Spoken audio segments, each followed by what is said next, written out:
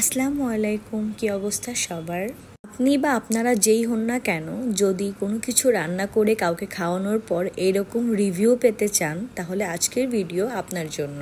আজকে বানিয়েছিলাম গাজরের হালুয়া, আর এরকম পারফেক্ট নো ফেল গাজরের হালুয়া বানানোর জন্য একটা প্যান নিয়ে নিতে হবে আর তার মধ্যে সামান্য ঘি দিতে হবে। আপনি চাইলে এখানে আমার মতো বাটার ইউজ করতে পারেন। সেদিন আমার বাসায় ঘি কম থাকাতে আমি বাটার ইউজ করেছিলাম। এরপর এর মধ্যে আমি গাজর দিয়ে দিব। গাজর আমি আগে থেকে গ্রেট করে রেখেছিলাম। এবার গাজরকে বেশ ভালো করে ভেজে নিতে হবে। গাজর কিছুটা ভাজা ভাজা হয়ে নরম হয়ে আসলে এর মধ্যে অ্যাড করব চিনি। আমরা আমাদের পছন্দ অনুযায়ী এখানে চিনি অ্যাড করব। যে কম খাই সে কম দিতে পারি, বাট মেক শিওর করতে হবে চিনিটা ভালো মতো মিক্স হচ্ছে কিনা। এরপর চিনি ভালো করে মেল্ট হয়ে যাওয়ার পরে এর মধ্যে অ্যাড করব দুধ। অবশ্যই চেষ্টা করবেন এখানে ফুল ফ্যাট মিল্ক ইউজ করার, সেক্ষেত্রে হালুয়ার টেস্ট ভালো আসবে। দেন সুন্দর করে গাজর আর দুধ ভালো করে মিক্স করে নিব।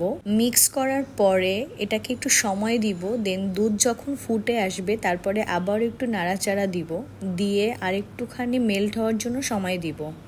আমি এখানে ঢেকে রেখেছিলাম 4-5 মিনিট, তাতেই অনেকটা গাজর বয়েল হয়ে এসেছিল। এরপর দুধ কমে আসলে আমি এর মধ্যে কিছুটা গুঁড়া দুধ অ্যাড করেছিলাম। হ্যাঁ, অবশ্যই গুঁড়া দুধ দেওয়ার চেষ্টা করবেন, এতে একটা ভালো ক্রিমি টেক্সচার আসে। দেন আপনারা আপনাদের পছন্দ মতো বাদাম দিয়ে ওপর থেকে সুন্দর করে সাজিয়ে নিতে পারেন। দেন রেডি। আমি কিছুটা কাজু বাদাম দিয়েছিলাম। তারপর ব্যাস রেডি খাওয়ার জন্য। এত সুন্দর গাজরের হালুয়া আমিও কবে লাস্ট খেয়েছি আমার মনে নেই। তো সবাই একবার হলেও বাসায় ট্রাই করে দেখেন আর আমাকে জানিয়েন। Thank you.